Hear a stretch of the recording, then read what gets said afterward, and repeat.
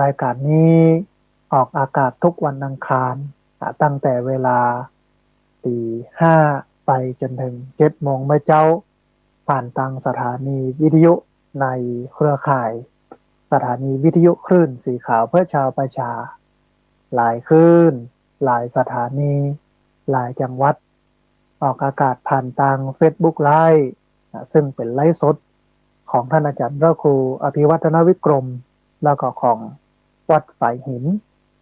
รวมไปจนถึงบันทึกเทปเอาไปออกอากาศผ่านทางสถานีวิทยุเพื่อการศึกษาและพัฒนาอาชีพ Radio Network FM 99.50 เมกะเฮิรตซ์ของวิทยาลัยเทคนิคกฟผแม่เมาะทุกวันศุกร์ตั้งแต่เวลา 8 โมงเมื่อเจ้าเป็นต้นไปทุกชนท่านผู้ฟังวันนี้เป็นวันแรกของรายการที่เปลี่ยนเวลาจากตี 4 ครึ่งจนถึง7 โมงเมื่อเจ้ามาเป็นตี 5ถึง7 โมงท่านผู้ฟังกับรับเวลาหลายคนหลายท่านก็เปิดรอฟังโอ้หายไปไหนทั้งใด ท่านอาจารย์พระครูอภิวัฒนวิกรมท่านเมตตาออกอากาศตี 5ไปจนถึง7 โมงไม่เจ้าก็เป็นเวลา2 ชั่วโมงท่านผู้ฟังที่เราได้มาพบกันได้มาเอาธรรมะสาระดีๆอย่างนี้มาฝากท่านผู้ฟังทั้งหลายที่ติดตามรับฟังกันอยู่นะฮะท่านผู้ฟังวันนี้เป็นวันแรกของรายการซึ่งออกอากาศตี 5ถึง7 โมงไม่เจ้าแล้วก็เป็นวันแรกของวันออกพรรษาแต่ว่านี้เป็นเทศกาลออกพรรษาพระเจ้าพระสงฆ์ก็ออกพรรษาหลังจากนี้ไปจะเป็นช่วงเวลาสำคัญก็คือช่วงฤดูกาลกฐินที่ญาติโยมทั้งหลายจะได้ทำบุญใหญ่บุญหลวงงานกฐินที่สถานีวิทยุในเครือข่ายสถานีวิทยุคลื่นสีขาวเพื่อชาวประชาไปจัดไปทำระดมทุนกันจะจักชวนญาติโยมไปทำกันก็เป็นวัดเหล่ามนทาอำเภอดอยหล่อท่านผู้ฟังในวันที่12เวลา13:30เปิ้นจะทอดกฐินกันที่วัดเหล่ามนทาอำเภอดอยหล่อจังหวัดเชียงใหม่ท่านผู้ฟังท่านใดอยากร่วมบุญก็ประสานงานไปที่ท่านอาจารย์พระครูอภิวัฒนวิกรมโดยตรงนะฮะเพื่อนจะได้รวบรวมจตุปัจจัยทายธรรมที่ญาติโยมได้ร่วมทำบุญมาเอาไปกินไปทานกันในวันนั้นเสียดายท่านผู้ฟังวันที่12เนี่ยอาตมาภาพติด2 งานแรกก็คืองานของโรงเรียนผู้สูงอายุเป็นวันพุธเนาะที่ผู้สูงอายุมาเรียนหนังสือพอดีผู้สูงอายุก็ทั้งตำบลเนาะตำบลหนึ่งก็10 คน10 ปลายรวมกันก็เกือบ100นะฮะเรียนกันมาเป็นปีที่5ละแล้วก็วันที่12เนี่ยสำคัญเนี่ยไม่อยู่มาถึงเมื่อเจ้าเนี่ยมีการร้องเพลงชาติร้องเพลงประจำโรงเรียนจุดเทียนธูปบูชาพระรัตนตรัยไหว้พระสวดมนต์รับศีลฟังเทศน์ก่อนนั่งสมาธิก่อนเสร็จแล้วก็ไปทำกิจกรรมอื่นๆที่หน่วยงานต่างๆเพิ่นมาสอนนะฮะอันนี้เป็นกิจกรรมแรก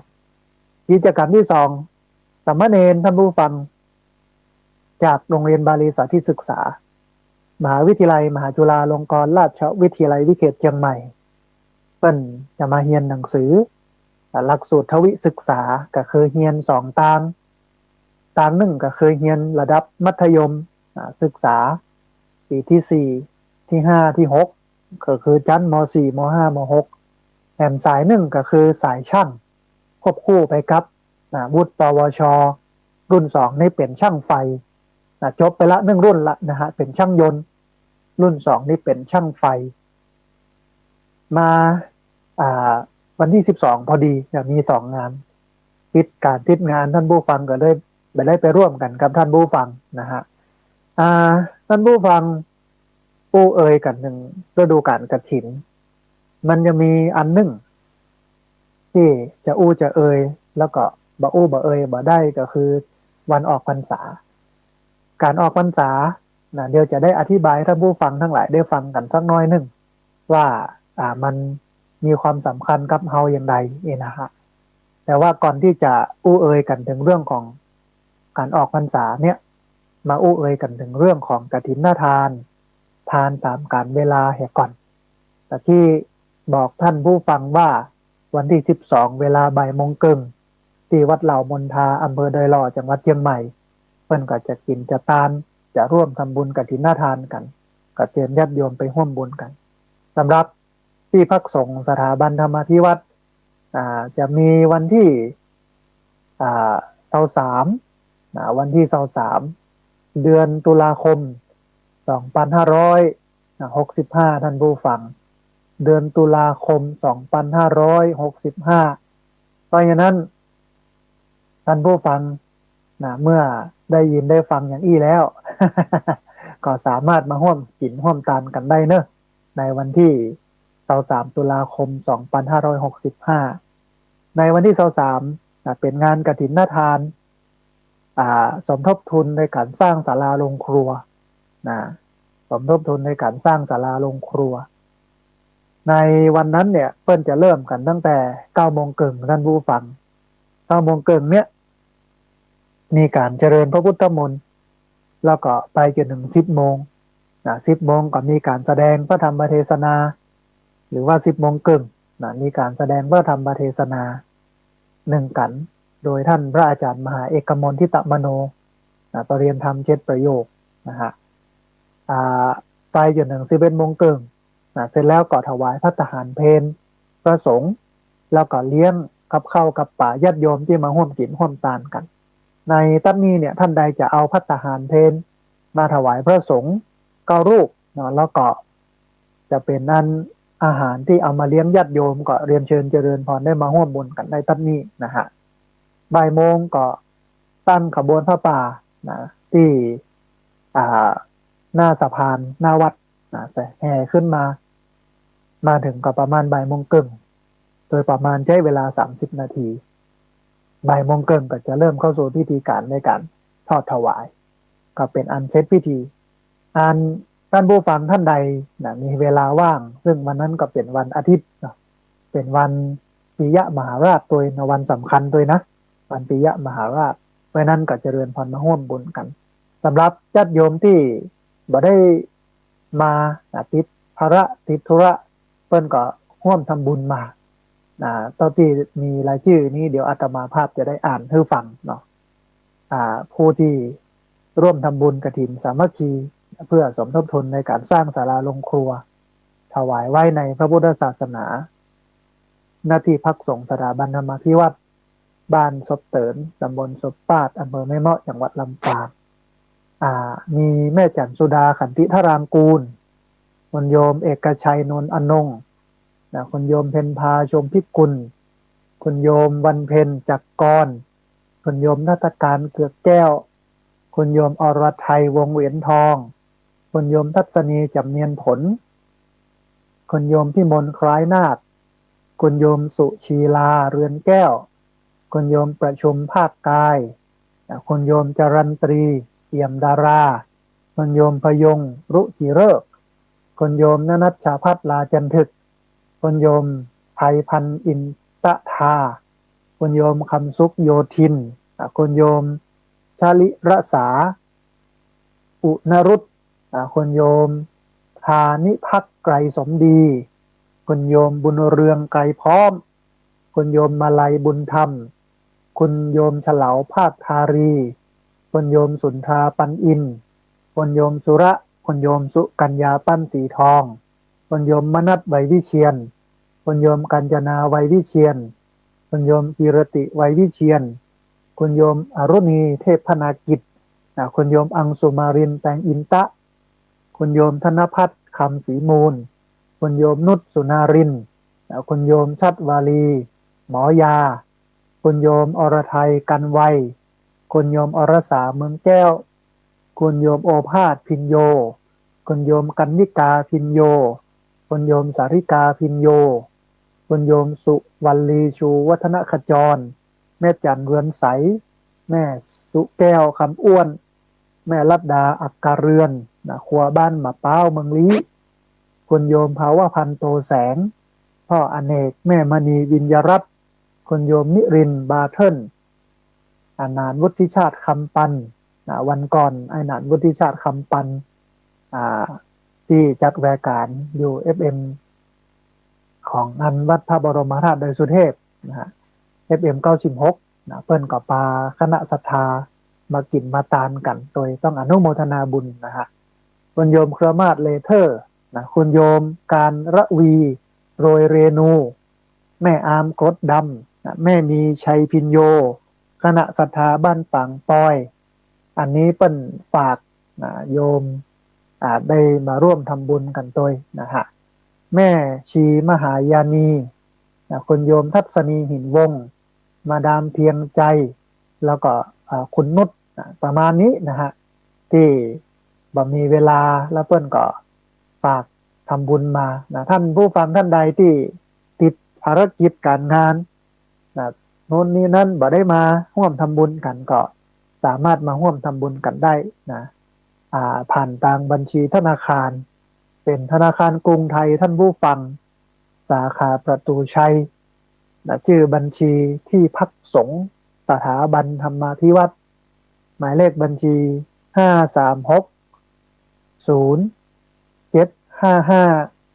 318นะเป็นธนาคารกรุงไทยสาขาประตูชัย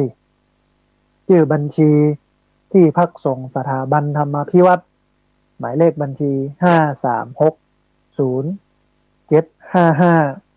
318นะอันนี้ก็บอกกล่าวท่านผู้ฟังมาร่วมบุญกันเดียวแห่มสักวางหนึ่งนะอู้เอ่ยกันไปถึงเนื้อหาสาระธรรมะในช่วงโอกาสนะที่มีเวลาก็จะได้บอกหมายเลขบัญชีธนาคารแห่งกำหนึ่งนะฮะท่านผู้ฟังก่อนที่จะเข้าสู่เนื้อหาสาระธรรมะในวันนี้ซึ่งพูดถึงเรื่องลมหายใจเอามาอู้ให้ท่านผู้ฟังทั้งหลายได้ฟังกันนะอยู่ประมาณสัก6 อย่างเรื่องลมหายใจ6 อย่างเนี่ยก่อนที่จะถึงตัดท่านเนี่ยท่านผู้ฟังมาอู้เอ่ยกันถึงเรื่องออกพรรษาเหตุก่อนมันมีเนื้อหาสาระสำคัญที่มันซ่อนอยู่ในวันออกพรรษาวันออกพรรษาเนี่ยท่านผู้ฟังเจ้าพระสงฆ์เปิ้นออกโดยวินัยออกพรรษาโดยพระวินัยนะเปิ้นก็บ่ต้องแง่อย่างกันนักนะฮะก็ออกพรรษาโดยวินัยแต่มันมีแหมอันหนึ่งก็คือการปวารณานะพระสงฆ์จะต้องทำการปวารณาออกพรรษาเนี่ยออกโดยวินัยนะฮะแต่ว่าเมื่อออกพรรษาแล้วเนี่ยพระเองนะก็จะต้องทำการปวารณานี่ก็หมายถึงการมอบตัวเองให้คนอื่นตำหนิติติงได้ในกรรมปวารณาเนี่ยตะวาเนี่ยพระสงฆ์เพิ่งก็จะท่องเนาะสังคัมพันเตปวาเรมิทิเถนวาสุเตนวาปริสังกายวาวัฏทันโตมังอายัสมันโตอนุกัมปังอุปาทายะปัสสันโตปฏิกริษสามินะอย่างนี้เป็นต้นเนาะมันมีอันหนึ่งว่ามันแปลความหมายสั้นๆให้เข้าใจง่ายนะว่าพระสงฆ์ทั้งหลายถ้าท่านเห็นก็ดี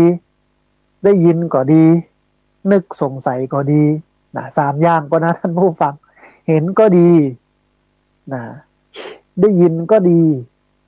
นึกสงสัยก็ดีว่าผมทำผิดผมผิดพลาดบกพร่องผมทำสิ่งมันบ่สมควรทำผิดพระวินัยนี่นะก็ภาวนาตัวผมเองเนี่ยภาวนาตัวว่าพระสงฆ์สามารถตำหนิติติงแนะนำคำสอนผมได้นะมันเป็นธรรมเนียมที่ดีอ่ะท่านผู้ฟังเป็นธรรมเนียมที่งามแล้วก็เป็นธรรมเนียมอินเดียที่สืบทอดกันมาแต่มันส่วนกระแสนะส่วนกระแสปัจจุบันเนี่ยคือคนมันชอบคำสรรเสริญนะหน้าวันนี้เนาะคนชอบคำสรรเสริญบ่ชอบมาตำหนิติติงนะแล้วก็คนก็ทำตัวเหมือนทอง ใครมาตำหนิไม่ได้นะใครมาว่ามากล่าวว่าได้นะมันจะเป็นการดูถูกเหยียดหยามดูหมิ่นดูแคลนหมิ่นประมาททำลายชื่อเสียงมองไปถึงเรื่องพูดเลยนะฮะคนอินเดียโบราณเนี่ยท่านผู้ฟังมันบอกว่าคนที่บ่มีไผสั่งสอนแนะนำอบรมเนี่ยคนนั้นก็บ่ต่างกันอย่างกับตาลยอดด้วนนะตาลยอดด้วนท่านผู้ฟังต้นตาลยอดด้วนมันก็ขึ้นต่อบ่ได้แล้วมันจะงอกจะเงยกับบ่มีแล้วเพราะว่ามันปุดไปแล้ว เหมือนกับคนคอปุดเหมือนกับคนคอขาดเหมือนกับหม้อดินแตกเนี่ยคือหมายความว่า3 อันเนี้ยก็คือตานยอดด้วนคนคอขาดหม้อดินแตกเนี่ยมันบ่สามารถจะมีชีวิตหรือบ่สามารถที่จะเจริญงอกงามไปทางหน้าได้ก็หมายความว่าคนคนนั้นน่ะซวยเสี่ยงตี้ล่ะเพราะฉะนั้นคนอินเดียเพิ่นก็เลยมีอ่าเพิ่นฮ้องว่าวิธีการในการให้คนอื่นตักเตือนกันได้โดยเฉพาะในสังคมของสงฆ์เนี่ยอยู่ด้วยกันมา3 เดือนโลดเข้าพรรษา3 เดือนบ่ไปไหนโดยที่บ่จำเป็นไม่ไปจำวัดที่ไหนโดยที่ไม่จำเป็นเว้นไว้มีเหตุจำเป็น5 ประการก็สามารถไปได้ไม่เกิน7 วันแต่ก็ไปกี่รอบก็ได้ถ้าจำเป็นเนี่ยนะทีนี้หมู่ที่อยู่โดยที่บ่ได้ไปไหนแล้วก็บ่จำเป็นเนี่ยมันก็จะมีเหมือนกับลิ้นกับฟันมันมีการกระทบกระทั่งมีการกินแหนงแข่งใจกันพ้องเนี่ยในโอกาสสุดท้ายหรือว่าในวันพระสุดท้ายของการออกพรรษาตัวเจ้าเพิ่นก็จะมาทำอุโบสถสังฆกรรมสวดปฏิโมกข์เสร็จแล้วก็อธิษฐานคือพระสงฆ์ทั้งหลายญาติโยมทั้งหลายมาตำหนิติติงตัวเก่าได้มันเป็นธรรมเนียมที่ทำให้ฝึกให้เราเป็นคนใจกว้างท่านผู้ฟังเพราะว่ามนุษย์ดึงวันเนี่ยไผว่ามาบ่ได้นะเป็นทองค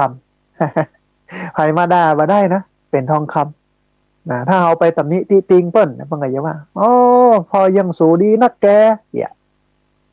พอยังสูดีนักแกบ่พ่อตัวเก่านะว่าเฮ้ยเปิ้นนะเนี่ยมันเป็นอย่างนั้นนะท่านผู้ฟังเนาะน้อยคนมากที่จะคับในเรื่องของการตำหนิติติงมันมองเป็นเรื่องของเกียรติมันมองเป็นเรื่องของเสียหน้ามันมองเป็นเรื่องของการเสียความรู้สึกแต่ว่าในทางพระพุทธศาสนาเนี่ยพระพุทธเจ้ากับมองว่าการที่คนอื่นมาตำหนิเฮามาบอกกล่าวเฮาให้แก้ปัญหาที่เฮาประสบอยู่เฮาเป็นอยู่เนี่ยมันจะทำให้เฮาเนี่ยอาจจะเจริญก้าวหน้าในการดำเนินชีวิตในชีวิตพรหมจรรย์พรหมจรรย์นี่ก็คือชีวิตอันประเสริฐยังการดำเนินชีวิตที่ประเสริฐหรือว่าพรหมจรรย์เนี่ยมันก็ต้องอาศัยกัลยาณมิตรอาศัยมิตรที่คอยมาตำหนิติติงมาบอกกล่าวเหมือนที่พระพุทธเจ้าได้ตรัสไว้ว่ากัลยาณมิตรเป็นที่สุดของพรหมจรรย์การดำเนินชีวิตที่ดีเนี่ยต้องอาศัยกัลยาณมิตรอาศัยเพื่อนฝูงคอยแนะนำตุ้มเปล่ากันไปนะฮะเพราะฉะนั้น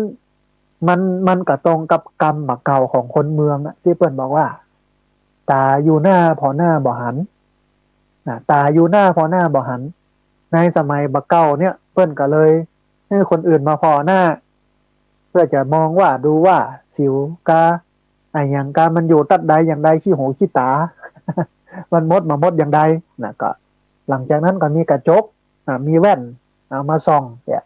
มันถึงจะหันหน้าต่อเก่านะท่านผู้ฟังเหมือนกันกับการดำเนินชีวิตบอกว่าเขาอาจจะผิดเขาอาจจะถูกอาจจะผิดพลาดอาจจะได้ดีก็ได้เนี่ยเขาบอกแต่เวลาคนอื่นมาสะท้อนเนี่ยมันก็ทำให้เขาได้หู้คิงเนาะโอ้ดีละเขาจะได้มาปรับปรุงเก่าๆอันเนี้ยเป็นวัฒนธรรมที่ดีที่อินเดียโบราณเพิ่นได้ทำกันไว้นะฮะเขาเองในฐานะที่เป็นชาวพุทธแต่ว่าเนี้ยมีญาติโยมมาร่วมกิจกรรมออกพรรษามาปฏิบัติศีลปฏิบัติธรรมมาฟังธรรมกันตอนค่ำประมาณ1 ทุ่มก็ประมาณสัก10สักตาวโดยประมาณนั้นนะฮะอาตมาภาพก็เลยปาโยมเหล่านั้นทำพิธีก่อนในการขอขมาพระรัตนตรัยขอสุมาพระเจ้าแก้ว5 โกฏากมีพระพุทธ มีพระธรรมมีพระสงฆ์พระกรรมฐานครูบาอาจารย์หลังจากนั้นก็ขอขมาพระแล้วก็ละเด็กละอ่อนก็ขอขมาป่อขมาแม่แล้วก็ปราวนาออกพรรษาแล้วก็อธิบายให้ฟังว่าคำว่าปราวนาเนี่ยก็หมายถึงว่ายอมมอบตัวให้คนอื่นตำหนิติติงได้ให้คนอื่นบอกกล่าวได้เพื่อที่จะนำไปสู่การปรับปรุงการแก้ไขก็อู้ให้ฟังว่าตาอยู่หน้าพอหน้าบ่หันต้องอาศัยกระจกมาส่องพอถึงจะหันหน้าอย่างเงี้ยอธิบายให้เขาฟังท ถ้าทำได้อย่างอีทำบูฟังมันจะทำให้เรานั้นปรับปรุงตัวดีขึ้นและหันข้อบกพร่องของตัวเองถึงวันเราดำเนินชีวิตไปเราบหันหรอกว่าเราผิดพลาดตรงไหนบกพร่องตรงไหนนะคนอื่นก็บ่กล้ามาบอกนะคนอื่นก็บ่กล้ามาชี้บ่กล้าว่า เพราะว่าเพิ่นกลัวว่าถ้าว่าปุ๊บก็จะโคตรนะฮะมาตำหนิก็จะโคตรสู้ดีนะแกกะอย่าบ่ว่าข้าเนี่ยยังบ่พ่อตัวเก่าเฮียก้อนนะมันอย่าเป็นอย่างนั้นหรอกเพราะนั้นวันนี้ชาวพุทธต้องปรับทัศนคติต้องยอมรับนะเหมือนพระพุทธเจ้าว่าคนมาตำหนิเฮาเนี่ยเหมือนกับมาจี้ข่มทรัพย์นะฮือเฮามาจี้ที่ซ่อนข่มทรัพย์ฮือเฮาพระเจ้าตรัสอย่างนี้เลยนะท่านผู้ฟังว่าถ้าใครมาตำหนิเฮาคนนั้นก็เหมือนมาจี้ที่ซ่อนข่มทรัพย์ฮือเฮาได้หูเป็นประโยชน์อย่างอันเลยเพราะว่าเขาจะได้ปรับปรุงจะได้พัฒนาตัวเองแต่ว่ามันกระทวนกระแสโลกกระแสสังคมที่มันไม่ยอมเมื่อไผ่มาตำหนิติติงมันจะเสียหน้าเสียตาเสียความรู้สึกอับอายขายขี้หน้าอย่างก็ว่ากันไปนะฮะแต่สังคมอินเดียสังคมพุทธเนี่ยเปิดกว้างคือว่าได้คือกล่าวได้คือตำหนิได้เพื่อนำไปสู่การปรับปรุงนำไปสู่การแก้ไขมันก็เป็นศาสนาของเหตุของผลนะตั้งอยู่บนฐานของเหตุผลที่บัจจัยอารมณ์ความรู้สึกมาชี้นำแต่ว่าถึงวันนี้เนี่ยสังคมถึงวันนี้เนี่ยเป็นสังคมแห่งอารมณ์ความรู้สึกชี้แนะชี้นำนะว่าอย่างน้อยก็ได้ บอกอย่างน้อยก็ได้เนี่ยนะเพราะนั้นท่านผู้ฟังเอาตัดนี้เนาะวันออกพรรษามันก็ความสำคัญมันก็บอกพอมีต่อใดแต่ว่าที่สำคัญเนี่ยมันอยู่ที่การภาวนาตัวเองเอาเองนะก็ภาวนาตัวเองให้คนอื่นสามารถตำหนิติติงได้สามารถบอกกล่าวได้สามารถแนะนำได้เดี๋ยววันที่12เนี่ยก็จะพาผู้สูงอายุภาวนาจะพานักเรียนโรงเรียนผู้สูงอายุของตำบลศพปาดเนี่ย ภาวนาตัวเองให้คนอื่นมาตำหนิติติงให้คนอื่นมาบอกมากล่าวมาแนะนำได้นะอันนี้ก็เป็นธรรมะนะสาระดีๆที่เอามาอู้ให้ท่านผู้ฟังทั้งหลายได้ฟังนะเป็นก็น้องว่าอารัมภบทเกริ่นก่อนเป็นเบื้องต้นก่อนที่จะเข้าสู่เนื้อหาสาระนะในการที่จะอู้จะเอ่ยแถมอันหนึ่งท่านผู้ฟังช่วงนี้ก็ยังเป็นช่วงฤดูกาลน้ำหลากในส่วนของภาคกลางภาคเหนือก็น่าจะหมดละแต่ว่าเห็นอุตุนิยมวิทยาเปิดประกาศอยู่ว่าจะมีฝนอยู่เนอะเพราะฉะนั้นพี่น้องที่อยู่ใกล้แม่น้ำนะระวังน้ำล้นพี่น้องที่อยู่ใกล้ห้วยใกล้ดอยระวังน้ำป่าไหลหลากดินโคลนถล่มนะป้องกันไว้เหี่ยก่อนจะดีที่สุดนะฮะแล้วก็ในส่วนของภาคกลางซึ่งเป็นภาคที่รับน้ำจากทางเหนือไม่ว่าจะเป็นน้ำปิงน้ำวังน้ำยมน้ำน่านไหลลงไปที่แม่น้ำเจ้าพระยาปากน้ำโพไหลลงไปภาคกลางไหลลงไปทะเลมันหลายสาขาหลายห้วยหลายแม่น้ำทำให้ภาคกลางตอนนี้เนี่ยก็ท่วมกันนักบอกว่าจะเป็นปทุมธานีอยุธยาอ่างทองสิงห์บุรีกรุงเทพอยุธยาแถวนั้นท่วมกันนักแล้วบัดเจ้ว่าท่วมกันวัน2 วันเหมือนบ้านเฮานะบ้านเฮานี้น้ำป่าหรอมาเร็วไปเร็วเนี่ยแต่ภาคกลางเพิ่นก็ท่วมกันเมินเป็นเดือนนะอู้กันเป็นเดือนอยู่กันน้ำกันเป็นเดือนบางที2 เดือนพุ่นนะฮะเพราะนั้นก็ส่งกำลังใจไปให้พี่น้องภาคกลางที่ประสบปัญหาภัยน้ำท่วมนะฮะแล้วก็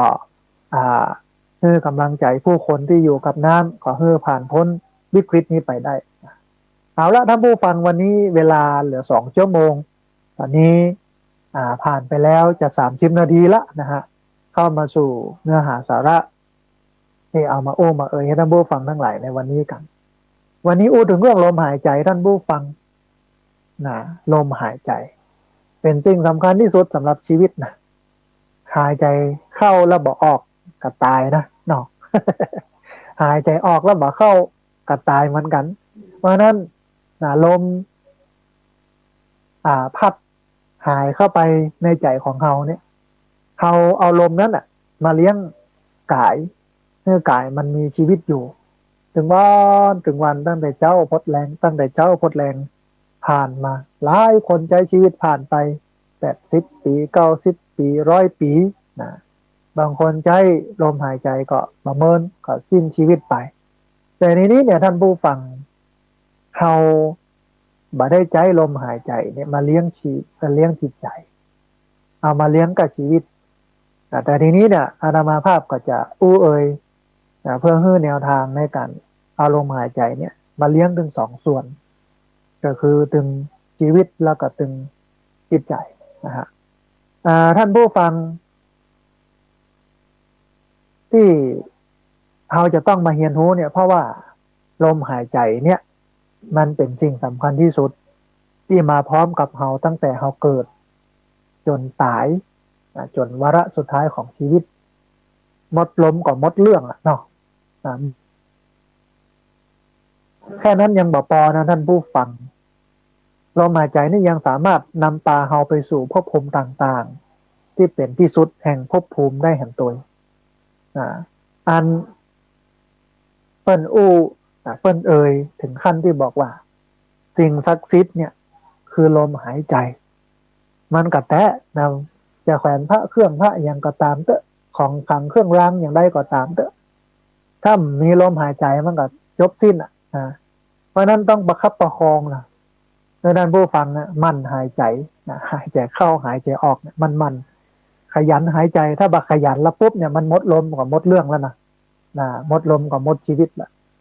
อันณปัจจุบันเนี่ยท่านผู้ฟังมันมีงานวิจัยมานักหนาจารีเนอะรวมถึงคัมภีร์โบราณต่างก็บรรยายสรรพคุณของลมหายใจไว้นักหนาจารีเหมือนกันโดยที่ ผู้ที่นำความลับนี้มาบอกเป็นคนแรกกับเฮาเนี่ยก็ได้แก่พระพุทธเจ้าพระพุทธเจ้าได้รู้ความลับของลมหายใจลมหายใจคือสิ่งมหัศจรรย์ที่สุดในตัวเฮาแต่ก็เป็นสิ่งที่ถูกมองข้ามนะท่านผู้ฟังลมหายใจเป็นสิ่งที่มีพลังมหาศาลเป็น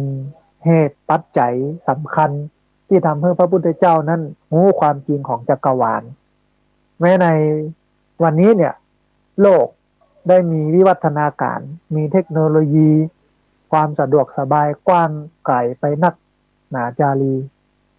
เขามาลองพอว่างานวิจัยต่างๆเนี่ยที่เกี่ยวกับลมหายใจเพื่อให้ผู้คนได้รู้คุณค่าของลมหายใจแล้วก็เอาลมหายใจนั่นมาเลี้ยงเป็นชีวิตตัวแล้วก็เลี้ยงจิตใจตัวว่ามันเป็นอย่างไรมันยะอย่างไรงานวิจัยนี้ท่านผู้ฟังมันมีอยู่ประมาณสัก6 ข้อเปิ้นทำวิจัยมาละสรุปผลออกมาเป็น6 ข้อซึ่งแต่ละข้อเนี่ยก็น่าสนใจในระยะเวลาโอกาสวันนี้เนี่ยสำหรับท่านผู้ฟังที่ติดตามรับฟังรายการธรรมาภิวัตร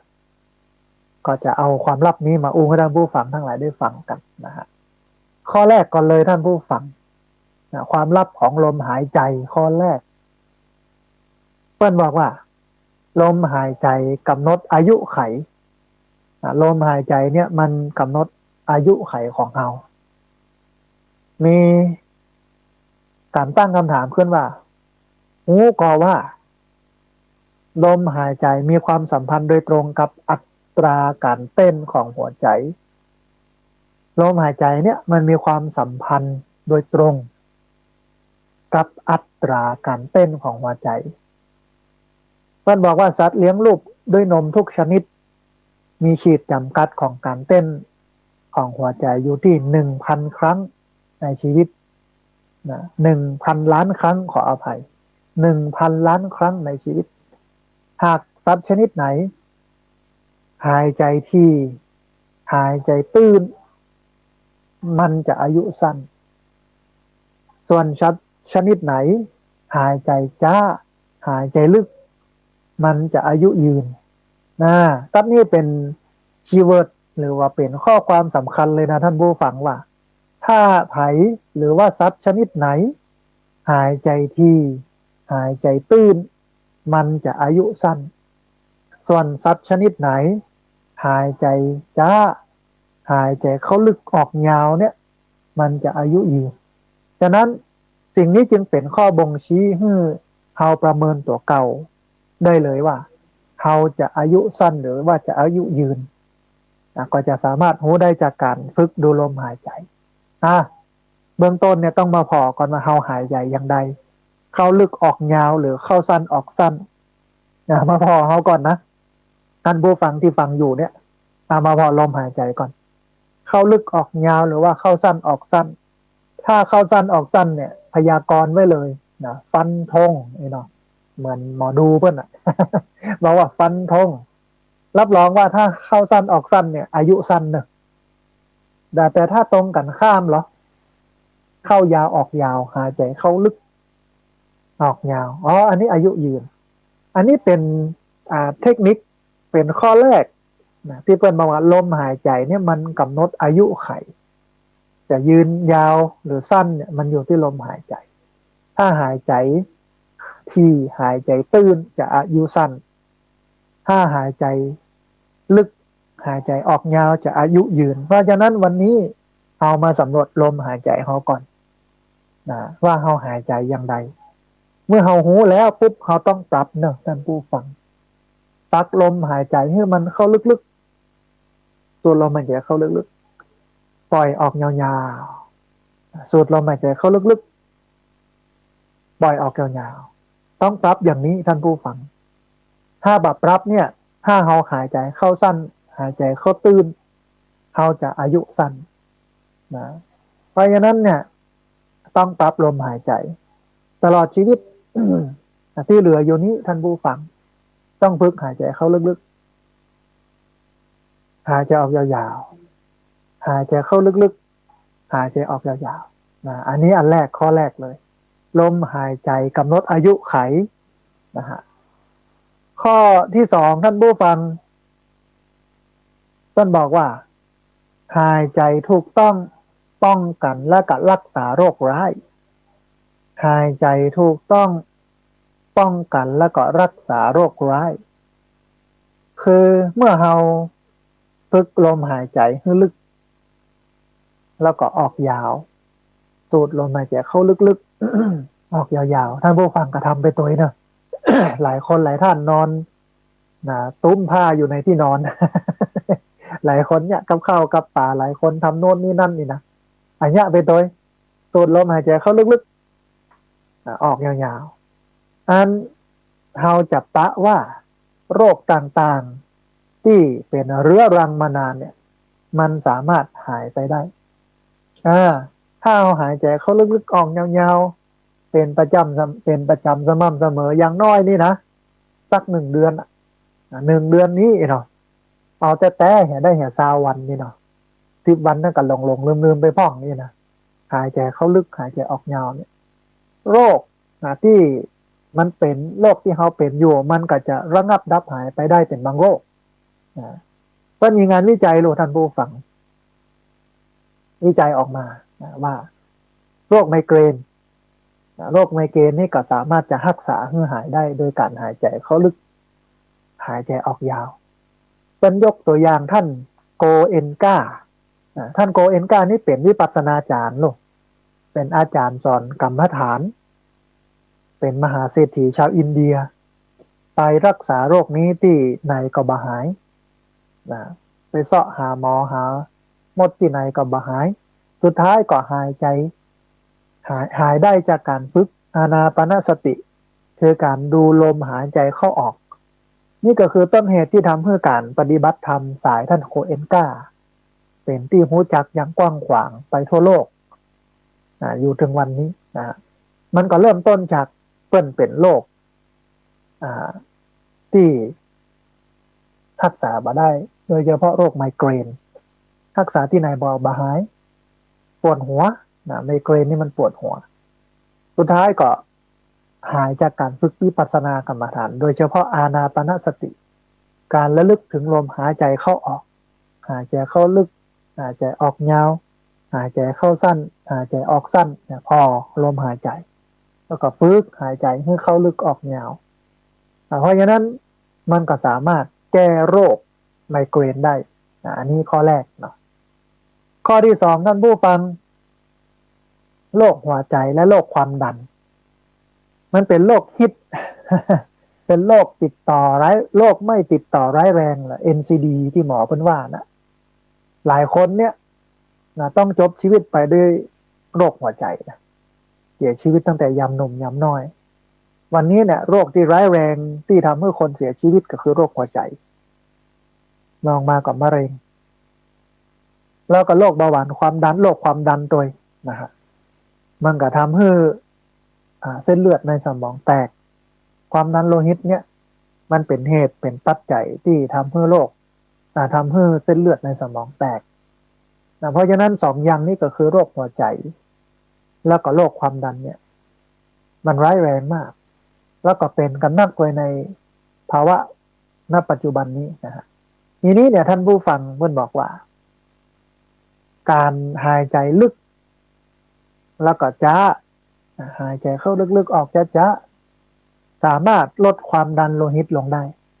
อย่างเห็นผลทันตาแล้วก็สามารถช่วยผู้ป่วยที่มีอาการหัวใจกำเริบอาการดีขึ้นได้ด้วยการหายใจลึกๆแล้วก็จ้า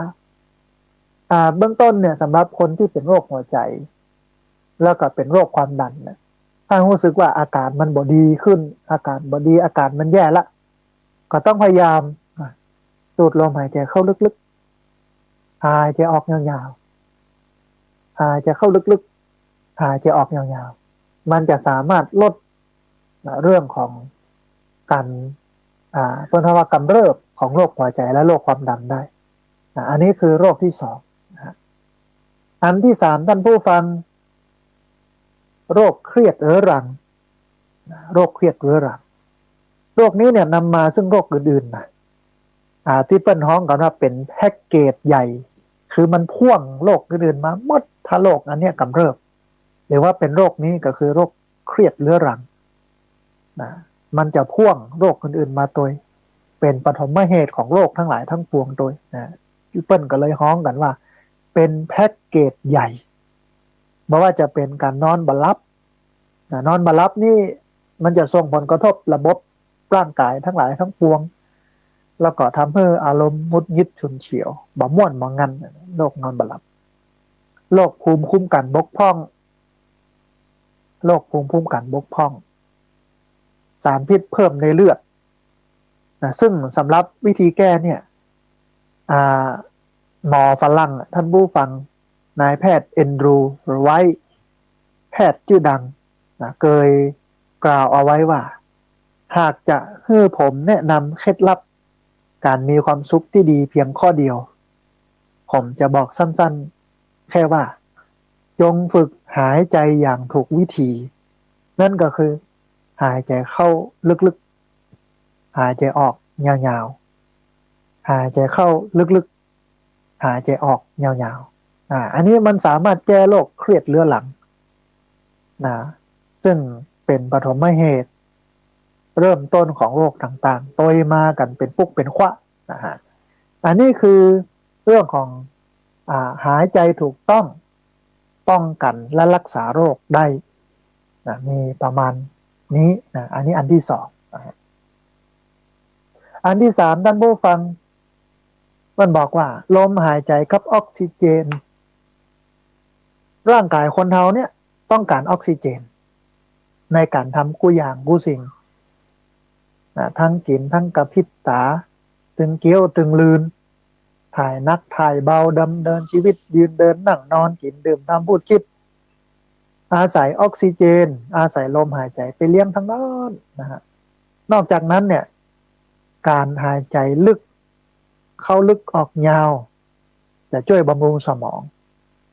รักษาความจำแล้วก็ชะลอโรคต่างๆยิ่งเฮาหายใจถูกต้องเนี่ยท่านผู้ฟังเข้าลึกออกยาวเนี่ยต่อใดเนี่ยออกซิเจนก็จะเข้าสู่ร่างกายเฮาได้นักหนาจารีต่ออันแล้วก็มันจะทำให้เฮานั้นฉลาดนักขึ้นเพราะว่าสมองของเฮาเนี่ยได้รับออกซิเจนที่เพียงพอคือ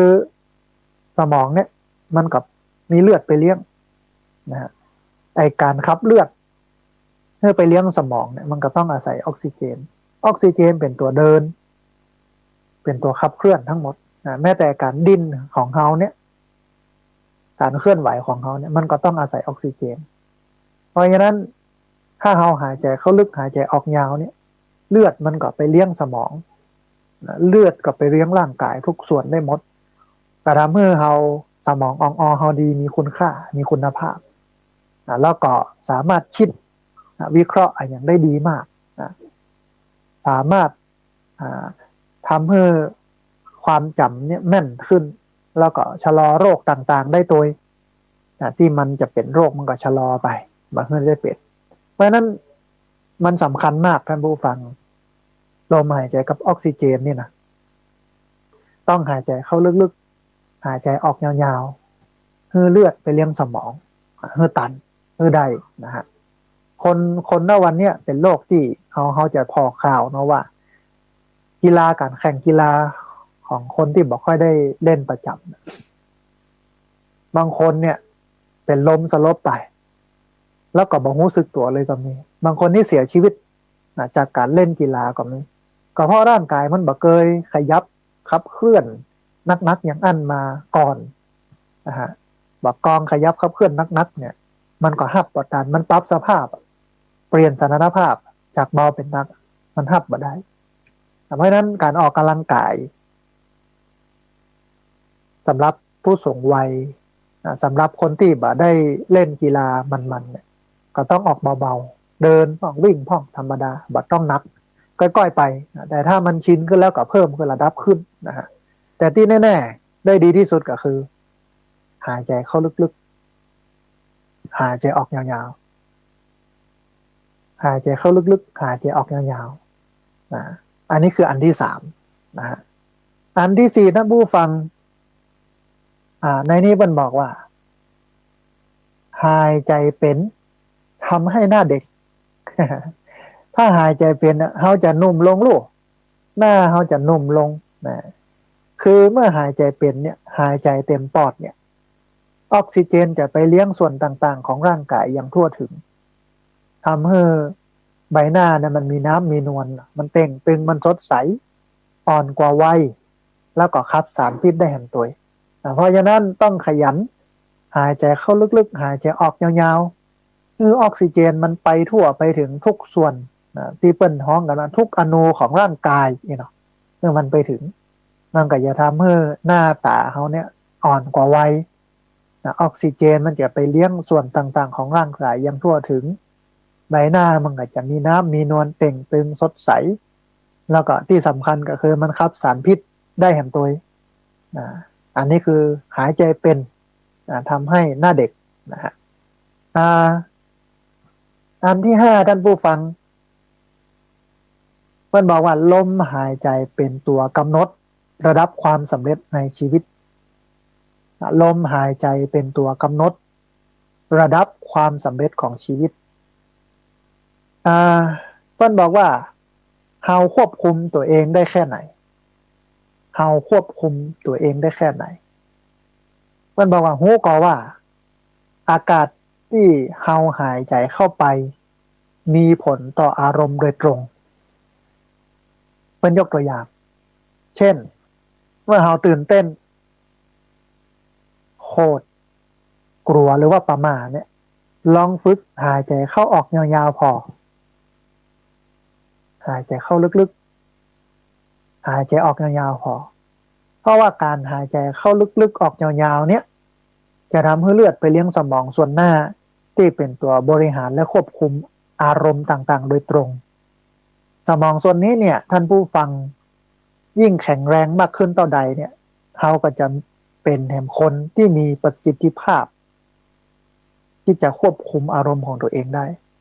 และกำหนดชะตาชีวิตใหม่ได้ให้ตัวเองตัวบัตกเป็นทาส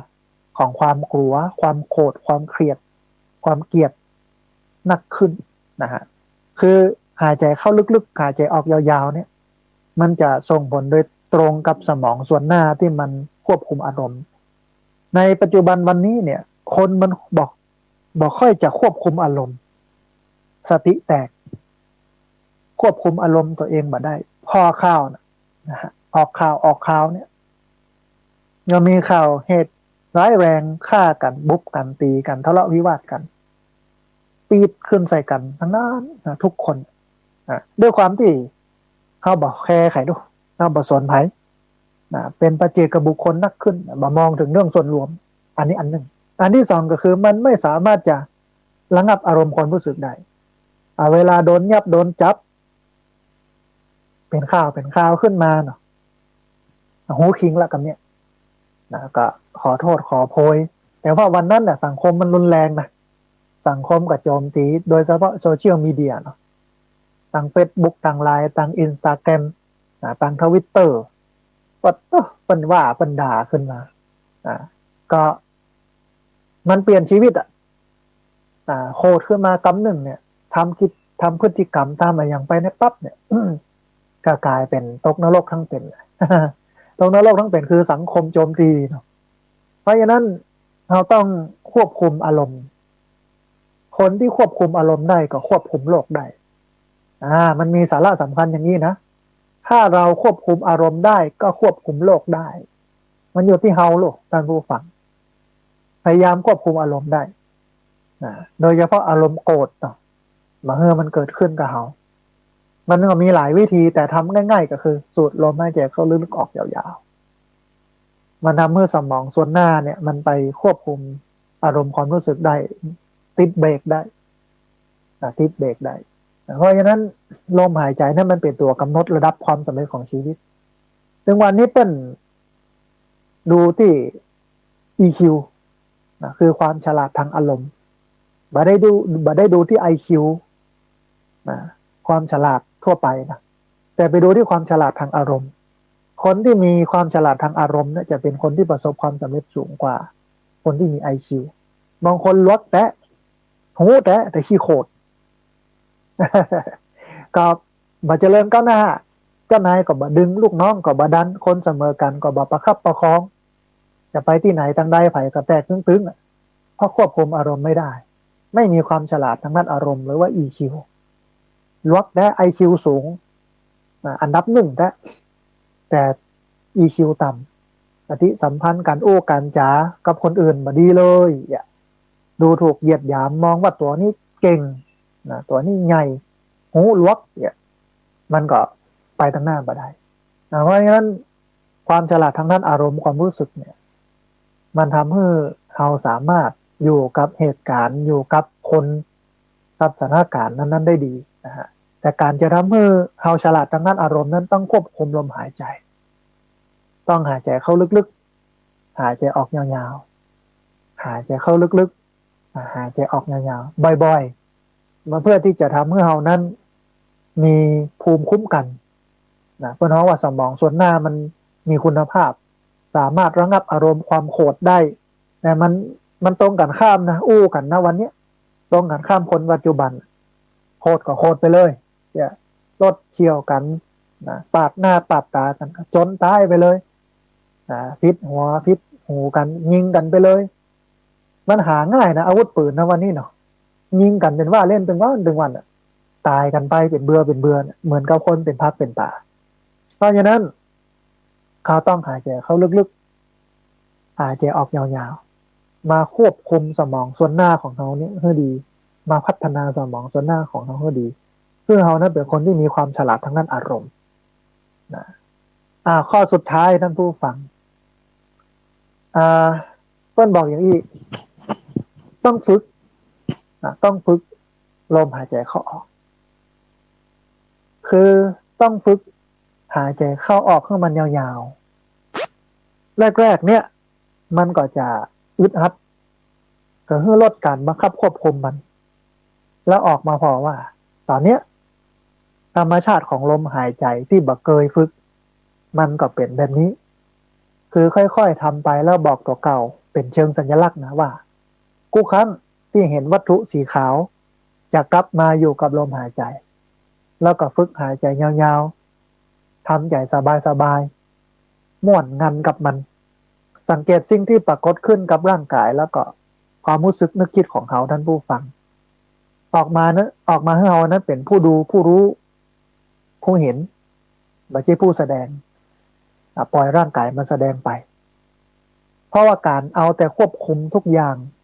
โดยโมโหจักธรรมชาติของมันนั่นเนี่ยจะทำให้เรานั้นทุกข์ทรมานเกินไปทีนี้ก็ลองออกมาเป็นผู้ดูเพื่อเห็นความเป็นจริงเกี่ยวกับตัวเองพ่องทำไปเรื่อยๆเน้นต่อเนื่องมากกว่าทำให้มันดีทำให้มันเก่งแล้วเราก็จะเป็นอย่างคนหนึ่งที่หายใจเป็นแล้วก็พอกอยลมหายใจตัวเก่าได้ดีต้องฝึกท่านผู้ฟังหายใจเข้าลึกๆหายใจออกยาวๆมันก็ตรงกับหลักการของพุทธศาสนาเรื่องเนี้ยเพราะว่าพุทธเจ้าเนี่ยหลังจากที่คนท้องว่าอัตตกิลมัฏฐานุโยคฝึกทรมานตนให้ลำบากเปิ้นก็มาหันแนวทางในการจะทำให้หลุดพ้นจากกิเลสตัณหาได้เลยนะนั่งใครคนพิจารณาก็ฝึกไปตัวเอาละบ่ได้ละต้องเปลี่ยนวิธีนั่นก็ต้องมาใช้อานาปานสติการฝึกจิตด้วยการดูลมหายใจเข้าออกเปลี่ยนใหม่ปรับใหม่นะเปลี่ยนจากการทรมานตนให้ลำบากมาเป็นการดูลมหายใจฝึกหายใจเข้าลึกๆหายใจออกยาวๆหายใจเข้าลึกๆหายใจออกยาวๆปรากฏว่ามันเกิดมากเกิดผลมันสำเร็จ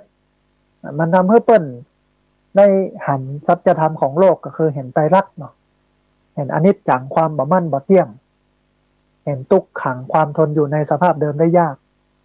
เห็นอนัตตาบ่ใช่ตัวบ่ใช่ตนบ่สามารถที่จะบังคับบัญชาได้โอ้ง่ายๆก็คือว่าเห็นการเกิดขึ้นเห็นการตั้งอยู่เห็นการดับไปของสิ่งทั้งหลายทั้งปวงเมื่อเห็นแล้วก็เกิดการปล่อยวางก็จะหมดจากความทุกข์อันนี้มันเป็นหลักการท่านผู้ฟังเพราะฉะนั้นวันนี้อาจจะต้องตั้งคำถามกับท่านผู้ฟังว่า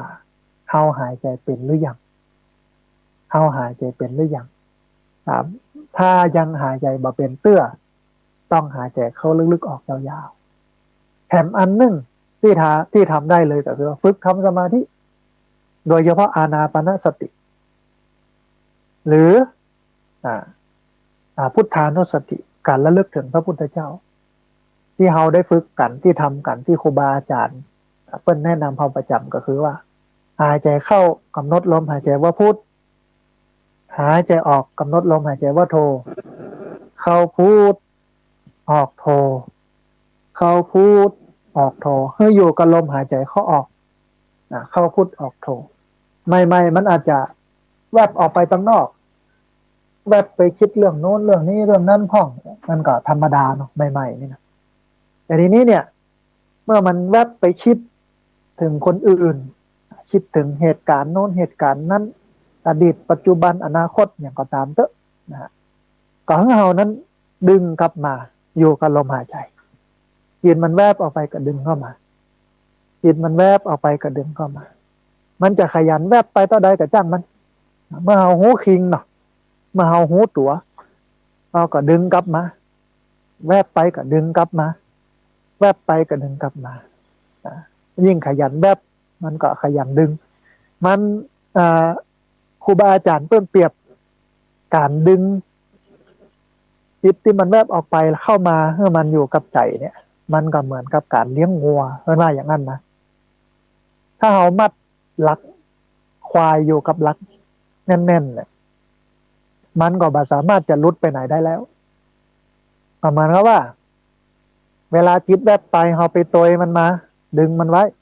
มัดกับลักไว้ท้ายที่สุดมันไปไหนบ่ได้หรอกเพราะว่ามัดอยู่กับลักดิ้นรนขนขวายมันลุกมันนั่งมันก็เสือกกระสนจนมันมดแหงไปเมื่อมันมดแหงปุ๊บมันก็จะนอนแนบอยู่กับลักก็จะกลายเป็นเชื่องไปละงานนี้หมดพลังละอย่างนี้เหมือนกันใจที่มันท้องว่ามีความเป็นคารวาสมันหยาบกระด้างต่อโลกมาได้ฝึกใหม่ๆมันก็ดิ้นรนขนขวายออกไปตั้งนอกตั้งป้างนักนะฮะแต่พอฝึกบ่อยๆหายใจเข้าลึกๆหายใจออกยาวๆจากเริ่มจาก10 นาที15 นาที20 นาที30 นาที1 ชั่วโมงเป็นที่สุดนะหรือ2 ชั่วโมงเป็นที่สุดนานเข้าแรมเดือนแรมปีเนี่ย สภาพของการหายใจมันก็จะเป็นการหายใจเข้าลึกออกยาวสมองส่วนหน้ามันก็จะมีคุณภาพสามารถที่จะระงับยับยั้งชั่งใจอารมณ์ความรู้สึกได้นะมีความฉลาดทางด้านอารมณ์อันนี้อันหนึ่งแล้วก็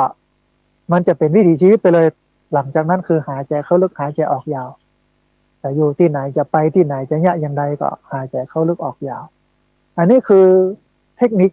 นะคือเคล็ดลับนะเพราะฉะนั้นการฝึกทำสมาธิภาวนานี่เป็นเรื่องสำคัญท่านผู้ฟังถ้าเราทำได้เนี่ยนะทุกวันวันละ30 นาทีเนี่ยนะฮะ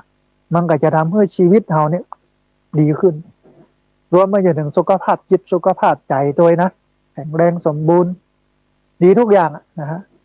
อาตมาภาพก็เลยเอาเรื่องนี้มาใช้ในชีวิตประจำวันนะทุกเช้า4-5เกิงจนถึง6 โมงไม่เจ้าของทุกวันนะก็พาญาติโยมสวดมนต์มาสวดเยอะบทสังเวคะปริกิตนาปาฐะแปล1 บทใช้เวลา10 นาทีหลังจากนั้นก็นั่งสมาธิ15 นาทีหลังจากนั้นก็เป็นเรื่องราวที่จะมาอู้เอ่ยกันบอกกันว่าวันนี้มีงานนั่นงานนี้ก็ไปไปทำเนอะกิจกรรมนั่นกิจกรรมนี้นะทุกวันเป็นประจำทุกวันตื่นเวลามันตื่นขึ้นมาแล้วมันทำถึงในพรรษาถึงนอกพรรษาทำอย่างเงี้ยนะทำไปเรื่อยอย่างนี้ทำอย่างนี้แล้วเนี่ยมันรู้สึกว่าชีวิตมันดีขึ้นมันสามารถควบคุมอารมณ์ความรู้สึกตัวเก่าได้ดีขึ้นทำให้เรานั้นอยู่ในธรรมวินัยนี้ได้ดีขึ้นเพราะฉะนั้นท่านผู้ฟังที่ฟังอยู่เนาะเพราะว่าจะอยู่ที่ไหนทางใดก็เรียนเชิญเจริญพรนะได้ฝึกลมหายใจหายใจเข้าลึกๆหายใจออกยาวๆนะทุกที่ทุกทางเนาะมีโอกาสนะหูคิงหูตัวก็ฝึกหายใจเข้าลึกๆหายใจออกยาวๆนะเอาละท่านผู้ฟังกำลังติดตามรับฟังรายการธรรมาภิวัตรอันเป็นรายการวิทยุนะเพื่อการเผยแผ่พระพุทธศาสนา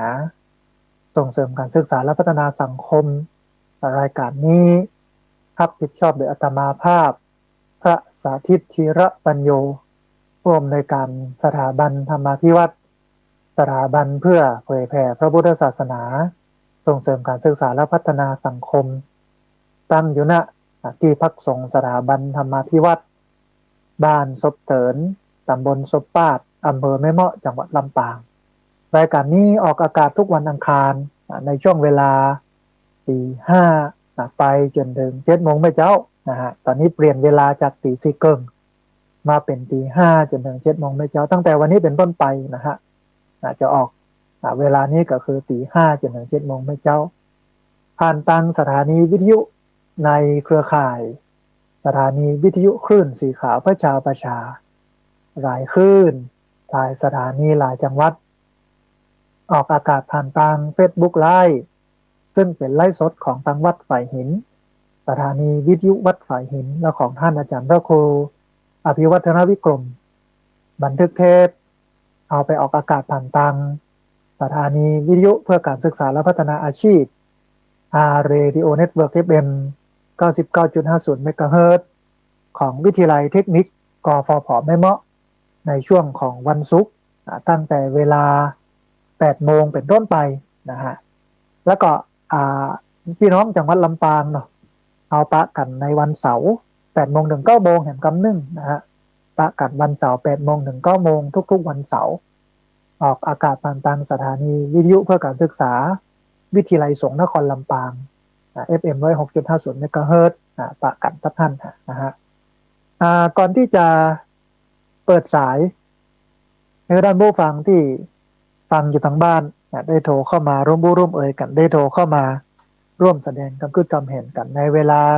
ที่เหลืออยู่ประมาณสักประมาณ50 กว่านาทีเนี่ยนะฮะก่อนที่จะเปิดสายก็จะทบทวนแห่งคำหนึ่งเบื้องต้นเนี่ยทบทวนตั้งแต่แรกก่อนอู้เอ่ยกันถึงเรื่องวันออกพรรษาซึ่งวันออกพรรษามันบ่สำคัญพระออกโดยวินัยแต่ที่สำคัญคือการปรารถนาการที่คนหนึ่งจะยอมเมื่อคนอื่นมาตำหนิทิติงได้เนี่ยมันก็ไม่ใช่เป็นเรื่องธรรมดาเพราะมันส่วนกระแสกับโลกส่วนกระแสกับสังคม เหมือนอย่างที่อาตมาภาพบอกเวลาใครมาว่าเฮามาบอกเขาเนี่ยเฮาก็จะบอกว่าสูมาว่าข้าอย่างแล้วบอกพ่อสูเฮียก่อน สูยังไม่ให้ดีเฮียก่อนแปลว่าคนอื่นนี่นะมันก็จะเป็นอย่างนั้นนะมันแย้งกันอย่างนั้นแต่ทีนี้เนี่ยนั่นเป็นธรรมเนียมของพระพุทธศาสนาเป็นธรรมเนียมของคนอินเดียโบราณที่มากับพระพุทธศาสนาว่าคนที่บอกมีไผ่สอนคนที่แนะนำตักเตือนบัดได้คนที่บอกกล่าวบัดได้เนี่ยมันก็จะเหมือนกับตาลยอดด้วนคนหัวปุด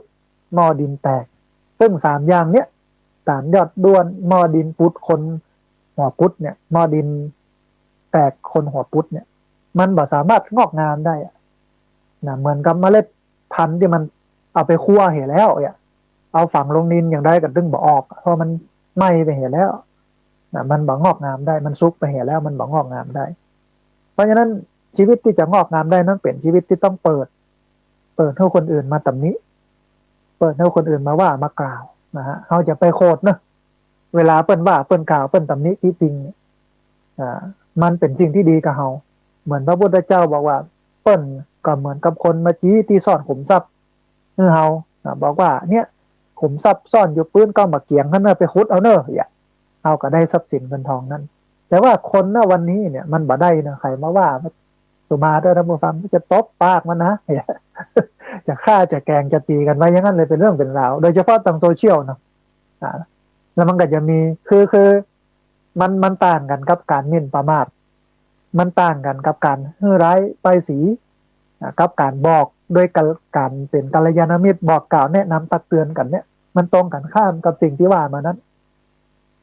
ถ้าเป็นกล่าวดูถูกเหยียดหยามหมิ่นประมาทนะ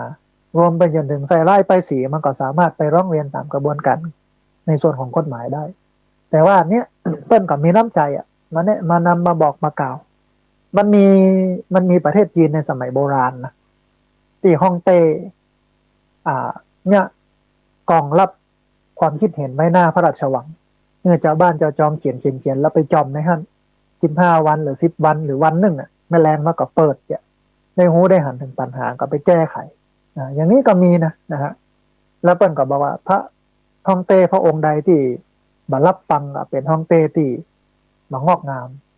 ในการปกครองอย่างเงี้ยนะฮะเพราะฉะนั้นท่านผู้ฟังก็จะต้องเอาการปรารถนานี้ไปใช้ในชีวิตประจำวันไปในบ้านลูกสามีภรรยาพ่อแม่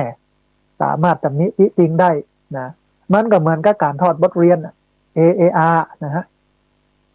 ทุกวันเขาก็มาพอข้อบกพร่องความเสียหายของเขาก็จะได้ปรับปรุงอันนี้เป็นอันแรกนะอันที่สองได้อู้ถึงเรื่องของกฐินทานนั่นผู้ฟัง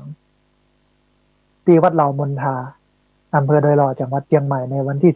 12 ตุลาคม 2565ที่จะถึงนี้เริ่มเวลาบ่ายโมงครึ่งนะฮะญาติโยมท่านไหนมีโอกาสมีเวลาก็ไปร่วมบุญกันได้ในวันนั้นส่วนของสถาบันธรรมาภิวัตรมีในวันที่23 ตุลาคม 2565พี่น้องลำปางเนอะท่านผู้ฟังเนอะพี่น้องท่านใดที่อยู่ใกล้อย่าใช่ว่าแค่จังหวัดลำปางนะ จังหวัดเชียงใหม่จังหวัดลำพูนจังหวัดเชียงรายพะเยาแพร่น่านที่ไหนท่านใดที่ติดตามรับฟังกันอยู่จะมาร่วมบุญก็โทรกันมาแจ้งกันมาหลังจากจบรายการวันนี้จะเดินทางไปเชียงใหม่ท่านผู้ฟัง7:30นะฮะใช้เวลาในการเตรียมตั๋วครึ่งชั่วโมงนะหลังจากจบรายการแล้ว7:30ก็จะไปที่วัดร่ำเปิงแล้วก็ไปที่สารกลางจังหวัดเชียงใหม่ไปทำพาสปอร์ตนะฮะสามารถที่จะมีเวลาให้ญาติโยมได้โทรเข้ามาได้อู้เอ่ยกับนะฮะในช่วงเวลาหลังจากที่จบรายการแล้วถ้าท่านใดจะโทรเข้ามาบอกกล่าวว่าในวันที่23จะเอาโรงทานมาเลี้ยงนะคนบ่เยอะเนาะประมาณ100หรือ200ถึงที่สุดเนี่ย200นะฮะคนบ่เยอะนะฮะเอาโรงทานมาเลี้ยงเอาขนมเอากับข้าวอย่างมาเลี้ยงก็โทรเข้ามากันได้ในเวลานั้นวันนั้นนะฮะงานในวันที่23เนี่ยจะเริ่ม9:30นะท่านผู้ฟังมีการเจริญพระพุทธมนต์9:30ไปจนถึง10:30จนถึง11:00เนี่ยหรือ11:30เนี่ยก็จะมีการแสดงพระธรรมเทศนาเรื่องกฐินทานตามกาลเวลา โดยพระมหาเอกมลทิตมโน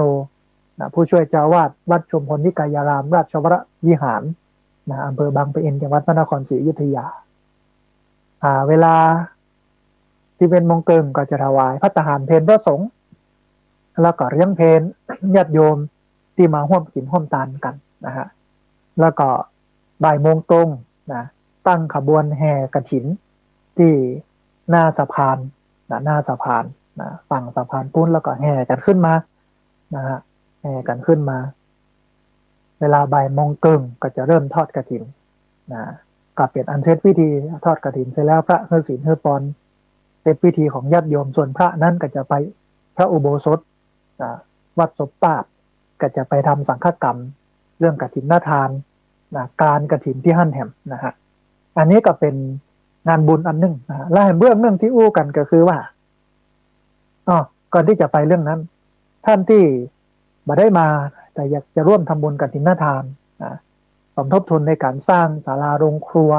ถวายไว้ในพระพุทธศาสนาเพราะว่าที่พักสงฆ์สถาบันธรรมาภิวัตน์เนี่ยมีคนมาใจนักท่านผู้ฟังเนี่ยวันที่12นี่ก็ผู้สูงอายุประมาณ80สามเณรประมาณสัก10กว่ารูปสามเณรมาถึงวันที่17นะฮะแล้วก็วันซืนก็จะมีเจ้าหน้าที่ศูนย์วิทยาศาสตร์เพื่อการศึกษาจังหวัดลำปางประมาณ30กว่าคนประสานมาว่าจะมาปฏิบัติธรรมเจ้าหน้าที่ของศูนย์วิทยาศาสตร์เพื่อการศึกษาลำปางคณะนั้นคณะนี้มาเรื่อยแต่ว่าโรงครัวที่มีอยู่เนี่ยมันเป็นโรงครัวแบบชั่วคราวทะลุได้เกือบทุกด้านแล้วก็พื้นก็เป็นดินฝนตกน้ำก็เข้านะฮะแล้วก็สุนัขแมงอย่างกันนักก็เลยอยากจะทำให้มันเป็นมาตรฐานปิดมุงบังเรียบร้อยเพื่อป้องกัน เหตุแบบทำให้เกิดการท้องเสียทำให้เกิดผลเสียในภายหลังนะฮะท่านผู้ฟังที่มาได้มาสามารถร่วมทำบุญกันได้เตรียมประกาศเตรียมดินสอจดไว้นะท่านผู้ฟังนะเป็นธนาคารกรุงไทย สาขาประตูชัยชื่อบัญชีที่พักสงฆ์สถาบันธรรมาภิวัตน์หมายเลขบัญชี5360755 หมายเลขบัญชี5360755 ธนาคารกรุงไทยสาขาประตูชัยชื่อบัญชีที่พักสงฆ์สถาบันธรรมาภิวัตน์หมายเลขบัญชี5360755 อันที่ผ่านมาในการบอกกล่าวข่าวบุญก็มีญาติโยมหลายผู้หลายคนก็ได้ร่วมทำบุญนะฮะแล้วก็ได้กันถึงเรื่องของน้ำท่วมน้ำป่าไหลหลากดินโคลนถล่มเนาะต้องส่งกำลังใจไปให้พี่น้องที่ได้รับผลกระทบทั่วประเทศโดยเพราะว่ามีหลายท่านฟังจากอินเทอร์เน็ตจากการไลฟ์สดของนักวัดไปเห็นแล้วก็ของท่านอาจารย์พระครูอภิวัฒนวิกรมนะฮะแล้วก็ได้ถึงเรื่องลมหายใจ6 อย่าง 6 ประการอันแรกก็คือลมหายใจกำหนดอายุไขอันที่สองคือหายใจถูกต้องป้องกันและก็รักษาโรคร้ายอันที่สามลมหายใจกับออกซิเจนมันเป็นส่วนเดียวกันแล้วก็อันที่สี่หายใจเป็นทำให้หน้าเด็กทำให้หนุ่มขึ้นอันที่ห้าลมหายใจเป็นตัวกำหนดระดับความสำเร็จในชีวิตและอันสุดท้ายก็คือสุดท้ายนี้ก็บอกว่าต้องฝึกให้หายใจเข้าลึกๆหายใจออกยาวๆหายใจเข้าไว้จะมีชีวิตรอดได้แน่นอนเอาละท่านผู้ฟังตอนนี้ได้เวลาแล้วที่จะเปิดสายท่านผู้ฟังที่ฟังอยู่ทางบ้านได้โทรเข้ามาร่วมเอ่ยกันได้โทรเข้ามาร่วมแสดงความคิดความเห็นกันพี่น้องที่ติดตามรับฟังอยู่ในเชียงใหม่ลำพูนลำปางแพร่น่านพะเยาเชียงรายแม่ฮ่องสอนหรือทั่วประเทศที่ติดตามรับฟังทางอินเทอร์เน็ตทางไลฟ์สดของ Facebook ก็สามารถโทรเข้ามาร่วมเอ่ยกันได้สามารถโทรเข้ามาร่วมเอ่ยกันได้ที่เบอร์064 125 4122เบอร์064 125 4122บอกว่าจะฟังกันนักกันน้อยแค่ไหนอย่างใดในวันแรกของการออกพรรษา อดีมีสายเข้ามาสายหนึ่งเดี๋ยวครับสายนี้ก่อนเปิ้นจะว่าจะได้พ้องเจริญพรครับไปหาครับพระอาจารย์อ้าวสาธุโยมป้อเจริญพรโอ้แถวบ้านปักสุทุนแถวบ้านไม่จองทุกคนใจดีครับโอ้สาธุสัญญาณชัดเจนดีเนาะป้อเนาะโอ้สักทีเรื่องฝนโต๊ะขนาดพระอาจารโอ้ย์ฝนยังตกอยู่เนาะป้อเนาะครับโต๊ะขนาดโอ้ต้องระมัดระวังน้ำท่วมน้ำนองเนอะป้อเนอะนะ โอ้ความเป็นกระถางทุกวันละแกนะครับพระอาจารย์โอ้ชื่นใจป้อชื่นใจมีกำลังใจจัดนักนะอนุโมทนาบุญกับโยมป้อเนอโอ้ทำไมวันนี้คนอกคนใจเข้าใจดีนะครับสาธุโยมป้อสาธุเจริญพรโอ้เป็นกำลังใจพระอาจารย์นะเป็นโอ้ร่วมใจของชาติไทยกันทุกคนละคนละครับสาธุอนุโมทนาบุญเนอป้อเนอรักษาสุขภาพเนอโอ้หางเนี่ยจุดโทษดีเดือนเกือบเมื่อวานดีเลยมาวันนี้เป็นสายแรกเลยเนาะป้อเนาะนะโอ้ดีโอ้ดีจ่ายแล้วที่โทษดีถวายแก่ดีนะสาธุโยมป้อสาธุเจริญพรสาธุสาธุนะอันสายแรกมาจากเมืองลี้นะโยมป้อบ้านแม่จองเปิ้นเป็นผู้ป่วยอัมพฤกษ์อัมพาตนะแต่ว่าใจยังเข้มแข็งอยู่ใจยังแข็งแรงอยู่นะดำเนินชีวิตไปได้ฟังวิทยุถึงวันหนึ่งวันแล้วก็บอกว่าวันนี้เนี่ยได้ประโยชน์ได้สาระดีมากนะฮะสามารถเอาไปใช้ในชีวิตประจำวันแล้วก็ได้กำลังใจชัดนักโดยต้องอนุโมทนาบุญกับโยมป้อตัวเนอะสายที่สองฮะพอดีมีสายเข้ามาเดี๋ยวรับสายนี้ก่อนเปิ้นจะว่าจะได้พ่องเจริญพรข้าพเจ้าเจ้าอาจารย์มาฟังอยู่เนอะสาธุแม่สุบ้านร้องเนาะจ้าสัญญาณเป็นไดพ้องโยมแม่วันนี้สัญญาณเป็นไดพ้องโอ้สัญญาณชัดเจนดีเจ้าหนาวหรือยังหรือว่าฝนตกอยู่โยมแม่วันนี้อันฝนแต่กับมันตกกับเดียวสีเข้าสีเย็นๆมาแล้วมาแล้วมันจะเข้าหน้าหนาวแล้วเนาะแม่เนาะจ้าอย่างใดก็รักษาสุขภาพเนอะแม่เนอะจ้าแม่ให้กำลังใจเนอะได้กำลังใจจัดหนักอนุโมทนาบุญกับโยมแม่สาธุเอาภาษาเจ้าสาธุเจริญพรนะพี่น้องเวียงป่าเป้านะเชียงไฮ้โทรเข้ามาฮื้อกำลังใจกันแล้วบอกว่าเวียงป่าเป้าเชียงไฮ้นั่นฝนบอกค่อยพอมีละแต่ว่าเริ่มหนาวมาแล้วในช่วงนี้มันเป็นช่วงปลายฝนต้นหนาวท่านผู้ฟังก็จะเปลี่ยนอากาศแต่ว่าอุตุนิยมวิทยาเพิ่นบอกว่าจะหนาวนักเนิ่อปีนี้เพราะฉะนั้นผ้าตวบผ้าห่มผ้าตุ้มเสื้อกันหนาวหมวกรองเท้าผ้าปันคอถุงมือถุงเท้าซักเตรียมไว้รองรับหน้าหนาวหนาวแน่งานนี้นะฮะพอดีมีสายเข้ามาสายหนึ่งเดี๋ยวครับสายนี้ก่อนเปิ้นจะว่าจะได้พ้อง